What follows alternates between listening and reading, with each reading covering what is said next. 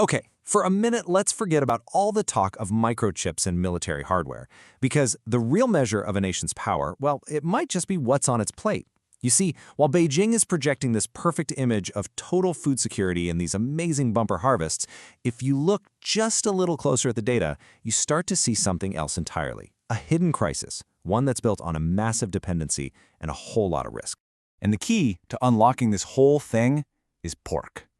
China's demand for it is absolutely insatiable, and it's turned the country into the engine of the entire global agricultural system. But here's the catch. The fuel for that engine, the feed for all those animals, it reveals this incredible, staggering structural weakness. And this is the core contradiction we're talking about. On one side, you have the official government message, right? It's all about, we are self-sufficient, everything is fine. But then on the other side, you've got the hard data. And that data shows a colossal deficit in animal feed and a really dangerous reliance on foreign countries. So that's the big question we're really digging into today. What is Beijing not telling the world? We're just going to follow the data, step by step, and see exactly where that official story and the on-the-ground reality completely split apart. You know, the heart of this entire problem is something that analysts are calling the Great Protein Gap. And this isn't really about the pork itself. It's about the absolutely massive amount of protein you need to produce all that pork in the first place. And right here is where the vulnerability becomes crystal clear. Now, China, they produce most of their own rice and wheat, no problem. But it's a completely different story when it comes to soybeans, which is the main source of protein for their huge pig herds. As you can see, a staggering 80% of their soybeans have to be imported. The scale of that dependency is just mind-boggling. We are talking about 100 million metric tons of soybeans being imported every single year. That's a historic high. This isn't just a small shortfall. This is a massive structural dependency that's baked right into the core of their food system. So you have to ask, right? Where do all these soybeans actually come from? And, more importantly, what happens when geopolitics forces you to make a massive, high-risk bet on a single supplier? This chart tells you exactly what happened. After trade tensions really ramped up, U.S. soybean exports to China, which used to be a pillar of their trade, just completely collapsed. And to fill that enormous gap, Beijing was forced to make this huge pivot, turning almost exclusively to just one country, Brazil. And this is the gamble. Get this, somewhere between 70 and 80% of all the soybeans Brazil exports are now going to China. This crazy concentration creates what experts call a single point of failure risk. They've essentially swapped a dependency on two major suppliers for an extreme, fragile dependency on just one.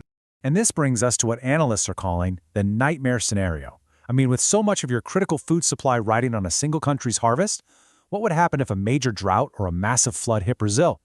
The shockwaves would just rip through China's entire food system, and the consequences would be felt globally.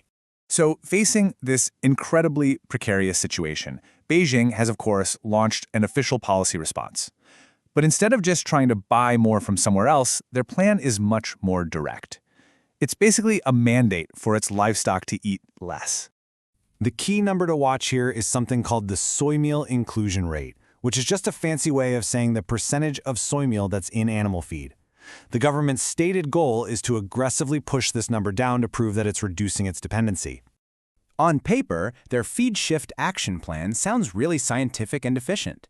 The goal is to get that soy meal inclusion rate down below 13% by 2025. And they plan to do this by using lower protein diets, supplementing with synthetic amino acids, and promoting some alternative proteins. On the surface, it really looks like a smart optimization strategy. But this is where we find what I like to call the data black box. See, China's official numbers, they show the policy is a massive success, with the rate just smoothly declining. But independent data from the USDA, which tracks this stuff globally, tells a completely different story. The rate is either flat or it might even be rising. This huge discrepancy suggests this isn't about efficiency at all. It's about masking the reality of state-enforced feed rationing. And as if a fragile supply chain wasn't enough of a problem, another threat is quietly re-emerging. And this time, it's evolving. We're talking about African Swine Fever, or ASF. Look, ASF is not a thing of the past. After that absolutely devastating 2018 outbreak, the virus has been quietly mutating. By 2021, new strains emerged in China, and they later spread to Vietnam. And then, in October 2025, something critical happened. The virus actually breached Taiwan's super-aggressive zero-tolerance biosecurity defenses. That's a huge sign of its increasing resilience and stealth. So what makes these new strains so dangerous is how they spread.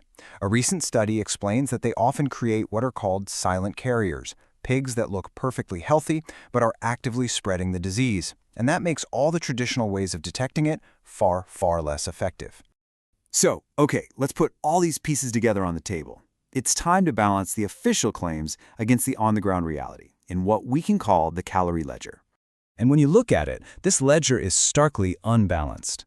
The claim of self-sufficiency is just blown away by an 80% soybean import dependency, now dangerously focused on Brazil. The successful policy to use less feed, that's challenged by conflicting data that really points to rationing. The claim of disease control is totally undermined by an evolving, silent virus that just breached one of the toughest biosecurity shields in the world.